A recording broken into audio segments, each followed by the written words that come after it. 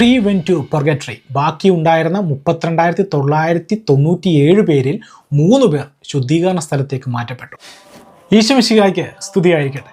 കരുണയുടെ അവസാന മണിക്കൂർ എന്ന പുസ്തകത്തിലെ സന്ദേശം കേൾക്കുവാനെത്തിയ നിങ്ങൾക്കെല്ലാവർക്കും യേശുക്രിസ്തുവിൻ്റെ നാമത്തിൽ സ്വാഗതം. ആദ്യം തന്നെ ഒരു കാര്യം അറിയിക്കുകയാണ്. നമ്മുടെ പ്രിയപ്പെട്ട ഡാനിയൽ പൂവണ്ണത്തിലച്ഛൻ വെളിപാട് പുസ്തക പഠനം ആരംഭിച്ച കാര്യം നിങ്ങളെല്ലാവരും അറിഞ്ഞു കാണുമായിരിക്കുമെന്ന് ഞാൻ കരുതുന്നു. എൻകൗണ്ടർ എന്ന ആപ്ലിക്കേഷനിലൂടെയാണ് അച്ഛൻ വെളിപാട് പുസ്തകം നമ്മളെല്ലാവരെയും പഠിപ്പിക്കുന്നത്. നിങ്ങളെല്ലാവരും അതിൽ പാർട്ടിസിപ്പേറ്റ് ചെയ്യണം. മാസങ്ങൾക്ക് മുമ്പ് ഞാൻ അച്ഛനോട് ചോദിച്ചു, അച്ഛാ വെളിപാട് പുസ്തകം പഠിക്കുവാനായിട്ട് സഹായിക്കാമോ എന്ന്. അന്ന് അച്ഛൻ എനിക്കൊരു പുസ്തകം പറഞ്ഞു തന്നിട്ടുണ്ടായിരുന്നു. ഞാൻ ആ ബുക്ക് വാങ്ങിക്കുകയും ചെയ്തു. ആ ബുക്കിനെ കുറിച്ച് നിങ്ങൾക്ക് അറിയുവാൻ ആഗ്രഹം ഉണ്ടെങ്കിൽ കമന്റ് ബോക്സിൽ വെളിപാട് എന്ന് ടൈപ്പ് ചെയ്ത് ചോദിക്കുക. ഒരു 2000 പേരെങ്കിലും ആവശ്യപ്പെട്ടാൽ അടുത്ത വീഡിയോയിൽ ആ ബുക്ക് ഞാൻ നിങ്ങളെ പരിചയപ്പെടുത്തുന്നതായിരിക്കും. കരുണയുടെ അവസാന മണിക്കൂർ എന്ന പുസ്തകത്തിലെ 2ാമത്തെ മെസ്സേജ് നമ്മളോട് സംസാരിക്കുന്ന വിഷയം അന്ത്യവിധിയാണ്. അന്ത്യവിധി അല്ലെങ്കിൽ പൊതുവിധി, ദ ലാസ്റ്റ് ജഡ്ജ്മെന്റ് എന്ന് ഇംഗ്ലീഷിൽ പറയും. കത്തോലിക്ക തിരുസഭ 2 വിധിയെക്കുറിച്ച് നമുക്ക് പ്രബോധനം നൽകുന്നുണ്ട്. അതിലൊന്ന് അന്ത്യവിധി അല്ലെങ്കിൽ പൊതുവിധി എന്ന് പറയും. ഇത് ഈശോയുടെ 2ാം വരവുമായി ബന്ധപ്പെട്ടാണ് സംഭവിക്കുന്നത്. 2ാം വരവിൽ ഒരു പൊതുവിധി ഉണ്ടാകും, a last judgment for everyone. ജീവിച്ചിരിക്കുന്നവർക്കും മരിച്ചവർക്കുമായ സകലർക്കും വേണ്ടിയുള്ള അവസാനത്തെ വിധി. സ്വർഗത്തിലും നരകത്തിലും ശുദ്ധീകരണ സ്ഥലത്തും ഭൂമിയിലുള്ള സകലരും ഈ വിധിയിൽ പാർട്ടിസിപ്പേറ്റ് ചെയ്യപ്പെടും. അതിനെ വിശ്വസിച്ചാലും ഇല്ലെങ്കിലും ഈ വിധിയിലൂടെ സകലരും കടന്നു പോകേണ്ടത് തന്നെയാണ്. അന്ത്യവിധിയെക്കുറിച്ച് ഇനി വരുന്ന വീഡിയോയിലാണ് നമ്മൾ സംസാരിക്കുന്നത്. അപ്പോൾ പിന്നെ ഈ വീഡിയോയിൽ നമ്മൾ കേൾക്കാൻ പോകുന്നത് എന്തായിരിക്കും? കത്തോലിക്ക തിരുസഭ നമ്മളോട് പഠിപ്പിക്കുന്ന മറ്റൊരു വിധിയുണ്ട്. അതാണ് തനതു വിധി അഥവാ പർട്ടിക്കുലർ ജഡ്ജ്മെന്റ്. അന്ത്യവിധി എന്താണ് എന്ന് നമുക്ക് മനസ്സിലാകണമെന്നുണ്ടെങ്കിൽ ആദ്യം നമ്മൾ തനത് വിധി എന്താണെന്ന് മനസ്സിലാക്കണം. ഒരു വ്യക്തിയുടെ മരണത്തോടെ ആത്മാവ് ശരീരത്തിൽ നിന്നും വേർപെട്ട് ദൈവസന്നിധിയിൽ തന്റെ പ്രവൃത്തികൾക്കനുസൃതം പ്രതിഫലം സ്വീകരിക്കുന്ന വിധിയാണ് തനത് വിധി എന്നറിയപ്പെടുന്നത്. മരണം എന്നാൽ ശരീരവും ആത്മാവും തമ്മിൽ വേർപിരിയുന്ന ഒരവസ്ഥയാണ്. മരണം നടക്കുന്ന സമയത്ത് തന്നെ ആത്മാവ് തനത് വിധിക്ക് വേണ്ടി ദൈവസന്നിധിയിൽ എത്തിച്ചേരണം. കത്തോലിക്ക സഭയുടെ പഠനമനുസരിച്ച് മരിച്ചവരുടെ ആത്മാക്കൾ തനത് വിധിക്ക് ശേഷം ഒന്നെങ്കിൽ സ്വർഗം അല്ലെങ്കിൽ നരകം, അതുമല്ലെങ്കിൽ ശുദ്ധീകരണ സ്ഥലം എന്നിവയിൽ എവിടേക്കെങ്കിലും ഒരിടത്തേക്ക് മാറ്റപ്പെടും. അല്ലാതെ മരിച്ച ശേഷം ഭൂമിയിൽ അലഞ്ഞു തിരിഞ്ഞ് നടക്കുവാനോ വീണ്ടും പുനർജന്മം എടുക്കുവാനോ ആത്മാവിന് കഴിയുകയില്ല. ചിലരെങ്കിലും കരുതുന്നത് ഒന്ന് മരിച്ചു കഴിഞ്ഞാൽ ശുദ്ധീകരണ സ്ഥലത്തെങ്കിലും പോകാമല്ലോ എന്നതാണ്. But it's completely wrong. അങ്ങനെ എളുപ്പത്തിൽ എത്തിച്ചേരാൻ കഴിയുന്ന ഒരിടമല്ല ശുദ്ധീകരണ സ്ഥലം എന്നത്. ചില അകത്തോലിക്ക സഭകൾ ശുദ്ധീകരണ സ്ഥലം അംഗീകരിക്കാറേയില്ല. അവരുടെ പഠനം ആ രീതിയിലാണ്. തനത് വിധിയിൽ ഉൾപ്പെട്ട 33,000 ആത്മാക്കളുമായി ബന്ധപ്പെട്ട ഒരു സംഭവമുണ്ട്. മുന്നോട്ട് ഞാനത് പറയാം. ഹെബ്രായരുടെ പുസ്തകം 9-ാം അധ്യായം 27-28 തിരുവചനങ്ങൾ. മനുഷ്യൻ ഒരു പ്രാവശ്യം മരിക്കണം, അതിനുശേഷം വിധി എന്ന് നിശ്ചയിക്കപ്പെട്ടിരിക്കുന്നു. അതായത് ഒരു വ്യക്തി മരണപ്പെട്ടാൽ ഉടൻ തന്നെ ആത്മാവ് തനത് വിധിക്കായി മാറ്റപ്പെടും. ലാസറിന്റെയും ധനവാന്റെയും ഉപമയിൽ തനത് വിധിയെക്കുറിച്ചുള്ള സൂചനകൾ ഈശോ നൽകുന്നത് ലൂക്ക 16:22 നമുക്ക് കാണുവാൻ കഴിയും. ലാസറും ധനവാനും മരിച്ച ഉടൻ തന്നെ 2 പേരുടെയും തനത് വിധി പൂർത്തിയാക്കി ആത്മാക്കൾ അവരുടെ പ്രതിഫലം സ്വീകരിക്കുന്നത് നമുക്ക് കാണുവാൻ സാധിക്കുന്നുണ്ട്. നീ ഇന്ന് എന്നോടുകൂടെ പർദീസയിലായിരിക്കും എന്ന് നല്ല കള്ളനോട് ഈശോ പറയുന്ന ലൂക്ക 23:43 വാക്കുകളിൽ നിന്ന് മരിച്ച ഉടനെ തനത് വിധി നടപ്പിലാകുമെന്നും പൊതുവിധി വരെ ആത്മാവ് കാത്തിരിക്കേണ്ടതില്ല എന്നും വ്യക്തമാക്കുന്നു. നിങ്ങളുടെ കുടുംബത്തിൽ നിന്ന് ഒരാൾ മരണപ്പെട്ടു എന്നിരിക്കട്ടെ. മരിക്കുമ്പോൾ തന്നെ ആത്മാവ് ജീവിതകാലത്ത് ചെയ്ത കർമ്മങ്ങളുടെ അടിസ്ഥാനത്തിൽ നീതിമാനായ ദൈവത്തിന്റെ മുൻപാകെ വിധി കൽപ്പിക്കപ്പെടും. ഇതാണ് തനത് വിധി. ഈ ഭൂമിയിൽ ഇതുവരെ ജനിച്ച് മരിച്ചുപോയ എല്ലാ മനുഷ്യരും ഈ വിധിയിലൂടെ കടന്നുപോയവരാണ്. ഈശോ 2ാമത് മടങ്ങി വരുന്ന സമയത്താണ് ശരീരത്തിന്റെ ഉയർപ്പ് സംഭവിക്കുന്നത്. അപ്പോഴാണ് അന്ത്യവിധി നടപ്പിലാക്കുന്നത്. ഇന്നുവരെ ഭൂമിയിൽ ജനിച്ചു മരിച്ചുപോയവരും ജീവിച്ചിരിക്കുന്നതുമായ സകലർക്കും വേണ്ടിയുള്ള അവസാനത്തെ വിധി, ദ ലാസ്റ്റ് ജഡ്ജ്മെന്റ്. തനത് വിധി മാറ്റമില്ലാത്തതും നിത്യവുമായ ഒരു വിധിയാണ്. അതായത് തനത് വിധിയിൽ നരകത്തിലേക്ക് പോയ ഒരു ആത്മാവിന് പിന്നീട് അന്ത്യവിധിയിൽ സ്വർഗപ്രവേശനം ലഭിക്കുമെന്ന് കരുതരുത്. കാരണം തനത് വിധിയിൽ ദൈവം വിധി കൽപ്പിക്കപ്പെടുന്ന ഇടത്ത് തന്നെയായിരിക്കും അന്ത്യവിധിയിലും ആ ആത്മാവിന് വിധി കൽപ്പിക്കപ്പെടുക. ദൈവത്തിന് തനത് വിധിയിൽ തെറ്റുപറ്റുകയില്ല. അതുകൊണ്ട് തനത് വിധിയിൽ പിന്നീടൊരു മാറ്റം ഉണ്ടാവുകയുമില്ല. എങ്കിലും പിന്നീടുള്ളതെല്ലാം ദൈവത്തിന്റെ കരുണയാണ്. പക്ഷേ 2ാം വരവിൽ വീണ്ടും വരുന്ന ഈശോ വിധിയാളനായ നീതിമാനായിട്ടാണ് വരുന്നത്, കരുണാമയനായിട്ടല്ല. അതുകൊണ്ട് ആ സമയത്ത് യാതൊരുവിധ കരുണയും ഉണ്ടാവുകയുമില്ല. കാരണം അത് ദൈവനീതിയുടെ സമയമാണ്. ഇതുകൊണ്ടാണ് ഇത് കരുണയുടെ അവസാന മണിക്കൂറാണ് എന്ന് തന്നെ പറയാൻ കാരണം. തനത് വിധിയിൽ എന്താണോ ഒരാത്മാവിന് വിധി കൽപ്പിക്കപ്പെട്ടത് അത് പിന്നീട് ഒരു മാറ്റം ഉണ്ടാകില്ല. നിങ്ങളുടെ പൂർവികർ നരകത്തിലാണ് അല്ലെങ്കിൽ ഗതി കിട്ടാതെ അലയുകയാണെന്നൊക്കെ പറഞ്ഞ് ആരെങ്കിലും നിങ്ങളെ സമീപിച്ചാൽ ഓർത്തുകൊള്ളുക, നിങ്ങളെ സമീപിച്ച ആ വ്യക്തി ഒരിക്കലും ദൈവത്തിൽ നിന്നുള്ള ആളെയല്ല. നരകത്തിൽ പോയ ഒരാത്മാവിനെയും പ്രാർത്ഥിച്ച് സ്വർഗത്തിലെത്തിക്കാൻ കഴിയുകയുമില്ല. ദൈവത്തിന്റെ പേരിൽ ഇന്ന് അനേകം ആളുകൾ പറ്റിക്കപ്പെടുന്നുണ്ട്. Emperor Emmanuel, spirit in Jesus തുടങ്ങിയ അനേകം കൾട്ട് ഗ്രൂപ്പുകൾ നമുക്കിടയിൽ പ്രവർത്തിക്കുന്നുണ്ട്. സൂക്ഷിച്ചാൽ നിങ്ങൾക്ക് തന്നെ നല്ലത്. തനത് വിധിയിൽ ആത്മാവ് വിധിക്ക് വേണ്ടി ദൈവസന്നിധിയിൽ എത്തുന്നത് തനിച്ചാണ്. രഹസ്യത്തിൽ ചെയ്ത എല്ലാ കാര്യങ്ങളും ഇവിടെ ആത്മാവ് സ്വയം കാണും. തൻ്റെ പ്രവൃത്തികൾ കണ്ട് സ്വയം അഭിമാനിക്കുകയോ അപമാനഭാരത്താൽ നിറയുകയോ ചെയ്യും. തനത് വിധി പ്രകാരം ഒരു മനുഷ്യാത്മാവ് ഏറ്റവും ശുദ്ധമായ ഒരവസ്ഥയിലാണെങ്കിൽ മാത്രം സ്വർഗപ്രവേശനം ഡയറക്റ്റ് ലഭിക്കും. ഇത് വളരെ കഠിനമായിട്ടുള്ളൊരു കാര്യമാണ്. ഡയറക്റ്റ് സ്വർഗത്തിലെത്താൻ മരണസമയത്ത് പാപത്തിൽ നിന്നും പൂർണ്ണമായും വേർപെട്ട ഒരവസ്ഥ ആത്മാവിനായിരുന്നാൽ മാത്രമേ ഇത് സാധിക്കൂ. ജീവിതകാലത്ത് തെറ്റുകൾ പറ്റിയിട്ടുണ്ട് എങ്കിലും അതേപ്രതി ആത്മാർത്ഥമായി അനുതപിക്കുന്ന ആളുകളാണ് ശുദ്ധീകരണ സ്ഥലത്തേക്ക് മാറ്റപ്പെടുക.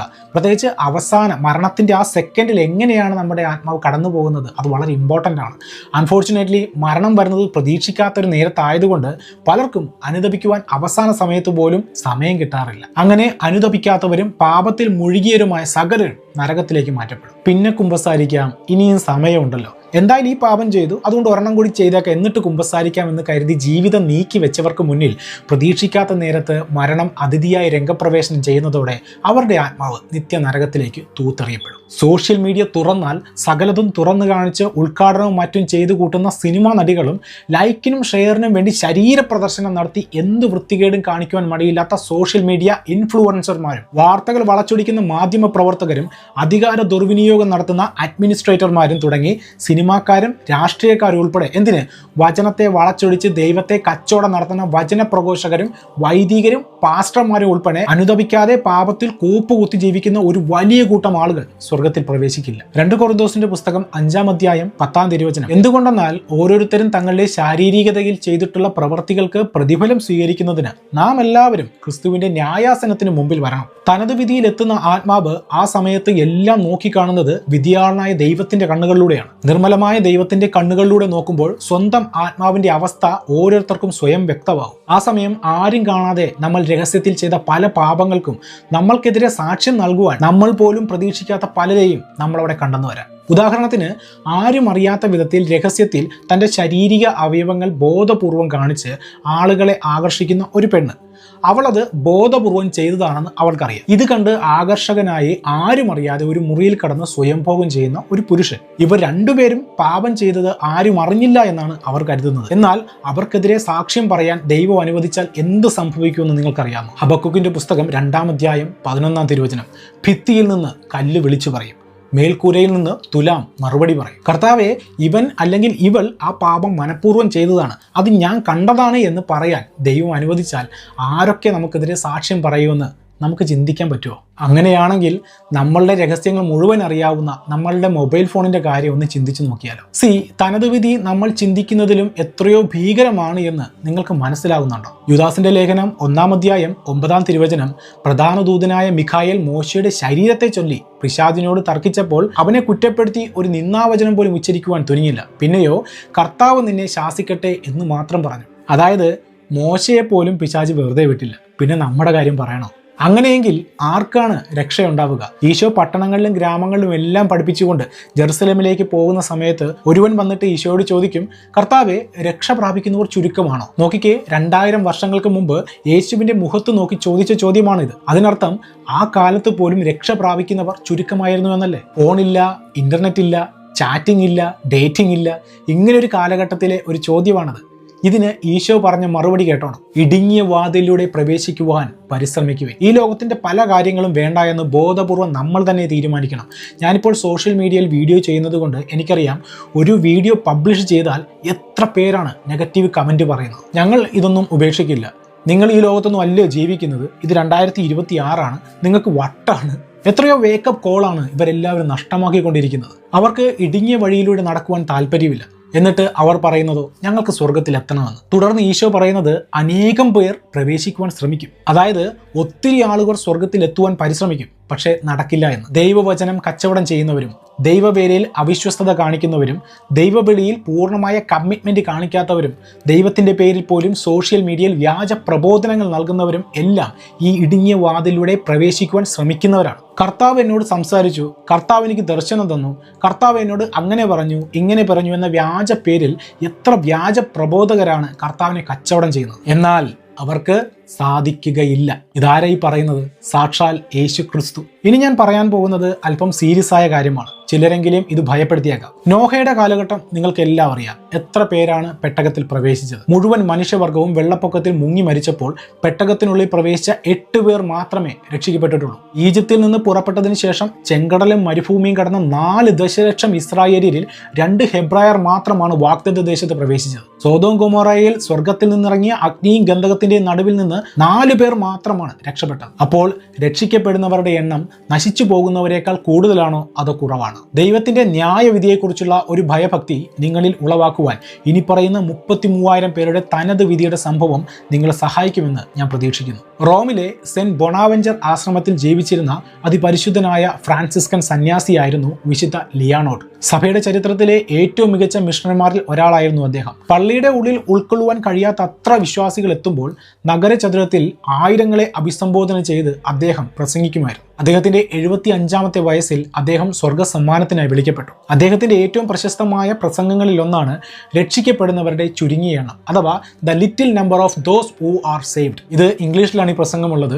ഈ പ്രസംഗത്തെക്കുറിച്ച് ഞാൻ ആദ്യമായി കേൾക്കുന്നത് നമ്മുടെ ബഹുമാനപ്പെട്ട ബിനോയ് അച്ഛനിൽ നിന്നാണ്. അതിനുശേഷം കാത്തലിക് വർക്ക് ബി എന്ന് പറയുന്ന ചാനൽ കൃത്യമായിട്ട് അത് അപ്ഡേറ്റ് ചെയ്തിട്ടുണ്ട്.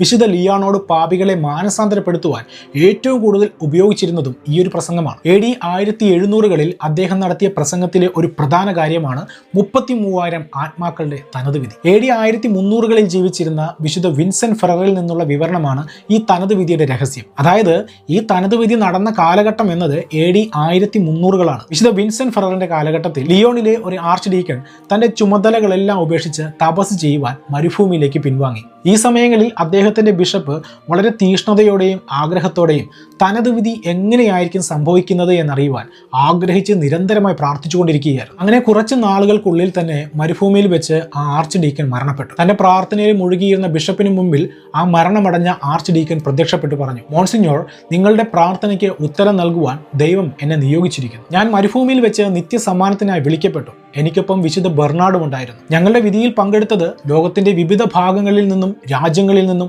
ഭാഷകളിൽ നിന്നും, ഗോത്രങ്ങളിൽ നിന്നും, മതങ്ങളിൽ നിന്നും, വർണ്ണങ്ങളിൽ നിന്നുമുള്ള 33,000 പേരുണ്ടായിരുന്നു. ആ മണിക്കൂറിൽ ഞങ്ങൾക്കൊപ്പം മരണമടഞ്ഞവരാണ് ഈ 33,000 ആളുകൾ. നോക്കിക്കേ, ഇത് 1300കളിൽ നടന്നൊരു തനത് വിധിയുടെ രഹസ്യം ദൈവം വെളിപ്പെടുത്തുന്നതാണ്.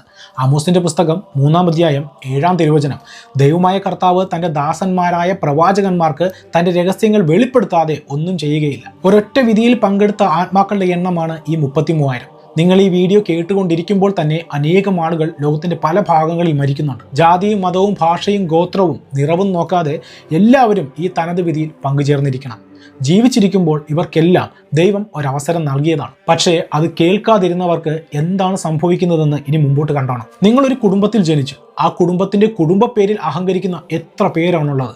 ഞാൻ സീറോ മലബാറാണ്, ഞാൻ മാർത്തോമയാണ്, ഞാൻ മലങ്കരയാണ്, ഞാൻ ലാറ്റിനാണ്, ഞാൻ പെന്തക്കോസ്താണ്, ഞാൻ രക്ഷിക്കപ്പെട്ടതാണ്, അല്ലേ?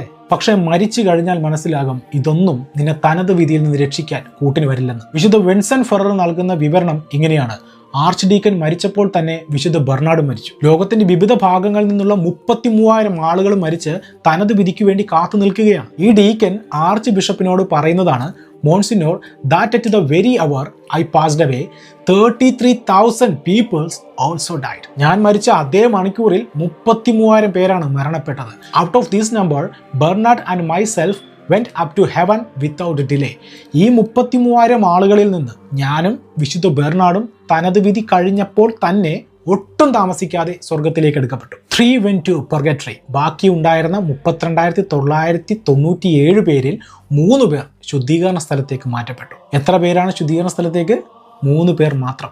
And all the others fell into hell. ബാക്കി ഉണ്ടായിരുന്ന 32,995 പേരും നരകത്തിലേക്ക് പോയി. മൊബൈൽ ഫോൺ ഇല്ലാത്ത, ടെലിവിഷൻ ഇല്ലാത്ത, ഇന്റർനെറ്റ് ഇല്ലാത്ത, ഇലക്ട്രിസിറ്റി ഇല്ലാത്ത ഒരു കാലത്ത് നടന്ന ഒരു തനത് വിധിയുടെ രഹസ്യമാണിത്. ഇന്ന് പാപം വിരൽത്തുമ്പിൽ കിട്ടുന്ന കാലമാണ്. ഇപ്പോൾ മനസ്സിലായില്ലേ, ശുദ്ധീകരണ സ്ഥലത്ത് പോലും എത്തണമെങ്കിൽ മിനിമം യോഗ്യത വേണമെന്ന്. പലരുടെയും ചിന്ത ഞാൻ ഒത്തിരി മോശമൊന്നും അല്ലാത്തത് കൊണ്ട് എന്തായാലും നരകത്തിൽ പോകില്ല എന്നാണ്. അത് തന്നെയാണ് പിശാചിന്റെ വിജയവും. അങ്കമാലി രൂപതയിൽ വിശുദ്ധ കുർബാനയുടെ പേരിൽ തമ്മിലടിക്കുന്നവർ അറിയുന്നുണ്ടോ? മരിച്ചു കഴിയുമ്പോൾ അവർ നേരിടേണ്ടി വരുന്നത് എത്ര വലിയ വിധിയാണെന്ന്. ഒറ്റയെണ്ണം സ്വർഗത്തെത്താൻ പോണില്ല. സഭയുടെ പേരിലും റീത്തിന്റെ പേരിലും കുർബാനയുടെ പേരിലും തമ്മിലടി, അല്ലേ? എന്നിട്ട് നിങ്ങൾ പറയുന്നു നിങ്ങൾ സ്വർഗത്തിൽ പോകുമെന്ന്. പോയത് തന്നെ. പണ്ട് പിശാച് നരകത്തിൽ മാത്രമായിരുന്നു. ഇന്നിപ്പോൾ പള്ളിക്കകത്താണ് അവൻ സ്ഥാനം പിടിച്ചിരിക്കുന്നത്. അധികാരപ്പെട്ട സ്ഥാനത്തിരുന്ന് ജനത്തെ കൊണ്ട് പാപം ചെയ്യിക്കുന്ന വൈദികരും മെത്രാന്മാരും പള്ളി കമ്മിറ്റിക്കാരും ഭക്തസംഘടനകളും പാസ്റ്റർമാരും അടക്കം സകലരും ഇതിലും ഭീകരമായ വിധിയിലാണ് ഉൾപ്പെടാൻ പോകുന്നത്. പള്ളിയിൽ പോകാത്തവന്റെയും മദ്യസേവ നടത്തുന്നവന്റെയും ദൈവിക നിയമങ്ങൾക്ക് യാതൊരു വിലയും കൽപ്പിക്കാത്തവന്റെയും കാര്യം ഞാൻ പ്രത്യേകിച്ച് എടുത്തു പറയേണ്ട കാര്യമൊന്നുമില്ല. നരകത്തിൽ പോകുന്നുള്ള കാര്യം ഗ്യാരണ്ടിയാണ്. ഇനി മാനസാന്തരപ്പെടുവാൻ അവസരം ഉണ്ടായിട്ടും അത് തള്ളിക്കളയുന്ന സകലത്തിൻ്റെയും കാര്യം പോക്കാണ്. ഈ കാലഘട്ടത്തിൽ ഇത് വളരെയധികം വർദ്ധിച്ചു വരുന്നുണ്ട്. ദൈവം വിളിച്ചിട്ടും ആ വിളി കേൾക്കാതെ പോകുന്ന ഒരു കൂട്ടം. ഈ അന്ത്യകാലത്ത്, അതായത് യേശുവിൻ്റെ രണ്ടാം വരവിന് മുമ്പ് രൂപപ്പെടുന്ന ഏകദേശം 19 തരം മനുഷ്യരെക്കുറിച്ച് വചനം നമ്മൾക്ക് മുന്നറിയിപ്പ് നൽകുന്നുണ്ട്. അത് ഞാൻ മറ്റൊരു വീഡിയോയിൽ പറഞ്ഞു തരാം. ആ 19 ടൈപ്പ് ആൾക്കാർ. വിശുദ്ധ വിൻസെന്റ് ഫെറർ പറയുന്ന മറ്റൊരു സംഭവം കൂടിയുണ്ട്. ഒരിക്കൽ വിൻസെന്റ് ഫെററിന്റെ കൂടെ ഉണ്ടായിരുന്ന ഒരു സഹോദരൻ ജർമ്മനിയിൽ ഒരു പ്രസംഗം നടത്തിക്കൊണ്ടിരിക്കുകയായിരുന്നു. വളരെയധികം വിശുദ്ധിക്ക് പ്രാധാന്യം കൊടുത്തിരുന്ന അദ്ദേഹം പ്രസംഗിച്ചത് ജഡിക ലൈംഗിക പാപങ്ങളുടെ അശുദ്ധിയെക്കുറിച്ചുള്ളതായിരുന്നു. സ്വയംഭോഗം, വ്യഭിചാരം, സ്വവർഗഭോഗം, സെക്ഷുവൽ സിൻസ്, ഇതെല്ലാം ഇതിൻ്റെ അകത്ത് ഉൾപ്പെടും. അത് ഒരു നോട്ടം കൊണ്ടുണ്ടാകുന്ന പാപമാണെങ്കിൽ പോലും. പ്രസംഗത്തിന്റെ തീവ്രതയിൽ ഒരു സ്ത്രീ തന്റെ പാപാവസ്ഥ ഓർത്ത് കരഞ്ഞ് എല്ലാവരുടെ മുമ്പിൽ വെച്ച് മരിച്ചു വീണു. കണ്ടു നിന്നിരുന്ന എല്ലാവരും വളരെയധികം ഭയപ്പെട്ടു. എന്നാൽ പിന്നീട് അവൾ ജീവനിലേക്ക് പെട്ടെന്ന് തിരിച്ചു വന്നു. ജീവിതത്തിലേക്ക് തിരിച്ചു വന്ന് അവൾ കണ്ണു തുറന്ന് ദീർഘശ്വാസം വലിച്ചുകൊണ്ട് പറഞ്ഞു, ഞാൻ ദൈവത്തിന്റെ ന്യായവിധി കണ്ടു. കണ്ടു നിന്നിരുന്ന എല്ലാവരും ഞെട്ടലോടെ അവൾക്ക് ചുറ്റും പെട്ടെന്ന് തടിച്ചുകൂടി. അവൾ പറഞ്ഞു, when I was present before the tribunal of God 60,000 people arrived at the same time from all part of the world. ഞാൻ ദൈവത്തിന്റെ കോടതിയിൽ ഹാജരാക്കപ്പെട്ടു. എനിക്കൊപ്പം ലോകത്തിന്റെ വിവിധ ഭാഗങ്ങളിൽ നിന്നും മരിച്ച 60,000 പേരുണ്ടായിരുന്നു. തനത് വിധിയുടെ രഹസ്യം കേട്ട് ഞാൻ ഭയന്നു വിറച്ചു. Out of that number 3 were saved by going to purgatory and all the rest were damned. 60,000 പേരിൽ 3 പേർ ശുദ്ധീകരണ സ്ഥലത്തേക്ക് മാറ്റപ്പെട്ടു.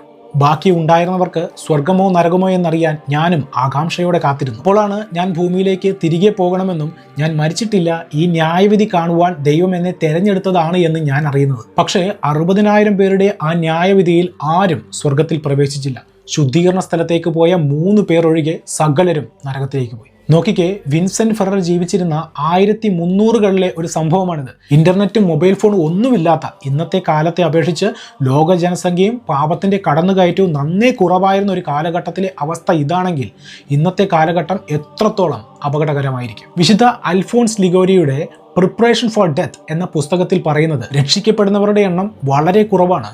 ഭൂരിഭാഗം മനുഷ്യർക്കും തങ്ങളുടെ ആത്മാവിനെ നഷ്ടപ്പെടുന്നു എന്നാണ്. കുറച്ചുപേർ മാത്രമേ രക്ഷിക്കപ്പെടുന്നുള്ളൂ എന്നത് നിശ്ചയമാണ്. അത് ദൈവം ആഗ്രഹിക്കുന്നത് കൊണ്ടല്ല, മറിച്ച് കുറച്ചുപേർ മാത്രമേ രക്ഷയുടെ മാർഗങ്ങൾ സ്വീകരിക്കുന്നുള്ളൂ എന്നതുകൊണ്ട് തന്നെ. മത്തായിയുടെ സുവിശേഷം 22-ാം അധ്യായത്തിൽ വിളിക്കപ്പെട്ടവർ അനേകം, തിരഞ്ഞെടുക്കപ്പെട്ടവർ ചുരുക്കം എന്ന വചനം വ്യാഖ്യാനിച്ചുകൊണ്ട് വിശുദ്ധ അഗസ്റ്റിൻ പറയുന്നത് പലരും സഭയ്ക്കുള്ളിലുണ്ട്, എന്നാൽ കുറച്ചുപേർ മാത്രമേ രക്ഷിക്കപ്പെടുന്നുള്ളൂ എന്നാണ്. ഏറ്റവും ശക്തമായ ഭാഷയിൽ സഭയിലെ പുരോഹിതന്മാരെ വിരൽ ചൂണ്ടിക്കൊണ്ട് വിശുദ്ധ ജോൺ ക്രിസോസ്റ്റമാണ് പറയുന്നത്. പല പുരോഹിതന്മാരും രക്ഷിക്കപ്പെടുമെന്ന് ഞാൻ വിശ്വസിക്കുന്നില്ല. ചുരുക്കം ചിലരല്ലാതെ മറ്റാരും ഉണ്ടാകുമെന്ന് ഞാൻ കരുതുന്നുമില്ല. വിശുദ്ധ ജോൺ ക്രിസോസ്റ്റത്തിന്റെ വാക്കുകളാണിത്. ഇനി വിശുദ്ധ തോമസ് അക്വിനാസ് പറയുന്നത് ഭൂരിഭാഗം ആളുകളും നാശത്തിലേക്ക് നയിക്കുന്ന വിശാലമായ പാത തിരഞ്ഞെടുക്കുന്നു.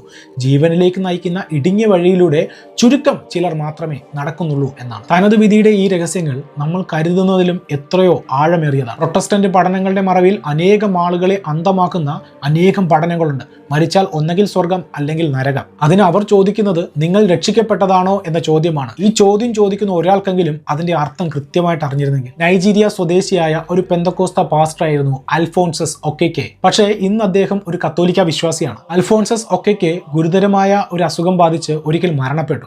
ആ സമയത്ത് അദ്ദേഹത്തിന്റെ ആത്മാവ് ശരീരത്തിൽ നിന്നും വേർപെടുകയും ഒരു മാലാഹ അദ്ദേഹത്തെ കൂട്ടിക്കൊണ്ടു പോവുകയും ചെയ്തു. ആ യാത്രയിൽ അദ്ദേഹം സ്വർഗവും നരവും കണ്ടതിനോടൊപ്പം ശുദ്ധീകരണ സ്ഥലവും കണ്ടു. കത്തോലിക്ക സഭ പഠിപ്പിക്കുന്ന അതേ കാര്യങ്ങളാണ് താൻ അവിടെ കണ്ടത് എന്ന് അദ്ദേഹം വിവരിക്കുന്നു. ആത്മാക്കൾ കഠിനമായ വേദനയിലൂടെ കടന്നു പോകുന്നത് അദ്ദേഹം കണ്ടു. എന്നാൽ നരകത്തിലേതുപോലെ നിരാശയിലല്ല, മറിച്ച് ദൈവത്തെ കാണുവാനുള്ള തീവ്രമായ ആഗ്രഹവും പ്രത്യാശയുമാണ് അവിടെയുള്ളവർക്ക് ഉണ്ടായിരുന്നത്. ഭൂമിയിലുള്ളവർ അർപ്പിക്കുന്ന വിശുദ്ധ കുർബാനയും പ്രാർത്ഥനകളും ഈ ആത്മാക്കൾക്ക് വലിയ ആശ്വാസം നൽകുന്നത് അദ്ദേഹം നേരിൽ കണ്ടു. പ്രാർത്ഥനകൾ ലഭിക്കുമ്പോൾ ആത്മാക്കളുടെ മുഖത്ത് പ്രകാശം പരക്കുന്നതായും അദ്ദേഹം സാക്ഷ്യപ്പെടുത്തി. പെന്തക്കോസ്ത് വിശ്വാസത്തിൽ ശുദ്ധീകരണ സ്ഥലം എന്നൊന്നേയില്ല. എന്നാൽ തന്റെ ദർശനത്തിൽ കണ്ട കാര്യങ്ങൾ കത്തോലിക്ക സഭയുടെ വേദപാഠങ്ങളുമായി കൃത്യമായി ഒത്തുപോകുന്നുവെന്ന് മനസ്സിലാക്കിയ അദ്ദേഹം കത്തോലിക്ക സഭയിൽ ചേർന്നു. ദൈവം എനിക്ക് സത്യം കാണിച്ചു തന്നു. ആ സത്യം കത്തോലിക്ക സഭയിലാണ് നിലനിൽക്കുന്നത് എന്നായിരുന്നു അദ്ദേഹത്തിന്റെ നിലപാട്. ശുദ്ധീകരണ സ്ഥലത്തെ ആത്മാക്കളുടെ രാജ്ഞിയായി പരിശുദ്ധ കന്യാമറിയം അവിടെ സന്ദർശനം നടത്തുകയും ആത്മാക്കളെ ആശ്വസിപ്പിക്കുന്നതും താൻ കണ്ടുവെന്ന് അദ്ദേഹം പറയുന്നുണ്ട്. ഇത് അദ്ദേഹത്തിൽ വലിയ ഒരു മരിയൻ ഭക്തി ഉണ്ടാകുവാൻ കാരണവുമായി. പിന്നീട് അദ്ദേഹത്തിന്റെ പ്രസംഗങ്ങളിൽ പ്രധാനമായും ഊന്നൽ നൽകുന്ന 3 കാര്യങ്ങളാണ് ഉണ്ടായിരുന്നത്. 1, വിശുദ്ധ കുർബാനയുടെ ശക്തി. 2, ജപമാല പ്രാർത്ഥന. 3, മരിച്ചവർക്ക് വേണ്ടിയുള്ള ഉപവാസം. അദ്ദേഹത്തിന്റെ ജീവിതാനുഭവം വിവരിക്കുന്ന 2 പുസ്തകങ്ങളുണ്ട്. 1, വിസിറ്റ് ടു പോർഗട്രി, അദ്ദേഹത്തിന്റെ മരണാനന്തര അനുഭവത്തിന്റെ പൂർണ്ണ രൂപം വിവരിക്കുന്ന ഒരു പുസ്തകം.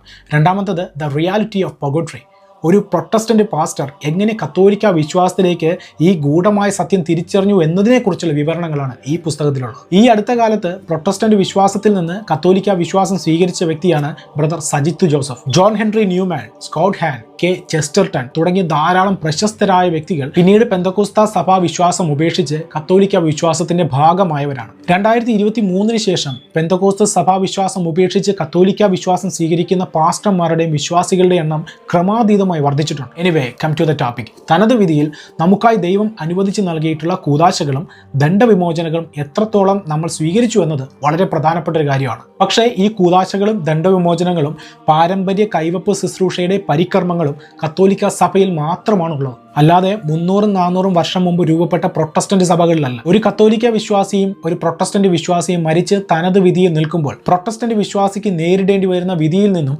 കത്തോലിക്ക വിശ്വാസിക്ക് ലഭിക്കുന്ന പരിഗണന കൂദാശകളുടെയും ദണ്ഡവിമോചനത്തിന്റെയും കൈവപ്പ് പ്രാർത്ഥനയുടെയും ശക്തമായ പിന്തുണയാണ്. നിരന്തര ജപമാല ഭക്തിയിൽ വളരുന്ന വ്യക്തിയെ സഹായിക്കുവാൻ പരിശുദ്ധ കന്യാമറിയം തനത് വിധിയിൽ ആ വ്യക്തിക്കായി അഭിഭാഷകയാകും. പിശാച് ആത്മാവിനെതിരെ ഉന്നയിക്കുന്ന ചോദ്യങ്ങൾക്ക് ഉത്തരം നിരത്തി പരിശുദ്ധ അമ്മ ആ വ്യക്തിക്ക് വേണ്ടി നിലകൊള്ളും. പക്ഷേ ഒരു പ്രൊട്ടസ്റ്റന്റ് വിശ്വാസിക്ക് ഈ കാര്യങ്ങൾ യാതൊന്നും സഭയുടെ ഭാഗമല്ലാത്തതിനാൽ ലഭിക്കുകയില്ല. 1 പത്രോസ് 4:18, നീതിമാൻ കഷ്ടിച്ചു മാത്രം രക്ഷപ്പെടുന്നുവെങ്കിൽ ദുഷ്ടന്റെയും പാപിയുടെയും സ്ഥിതി എന്തായിരിക്കും? യേശുക്രിസ്തു തന്റെ പ്രിയപ്പെട്ട ശിഷ്യനായ പത്രോസിനോട് പറഞ്ഞത് മത്തായിയുടെ സുവിശേഷം 16-ാം അധ്യായം 18-19 തിരുവചനങ്ങൾ. ഞാൻ നിന്നോട് പറയുന്നു, നീ പത്രോസാണ്, ഈ പാറമേൽ എൻ്റെ സഭ ഞാൻ സ്ഥാപിക്കും. നഗര കവാടങ്ങൾ അതിനെതിരെ പ്രബലപ്പെടുകയില്ല.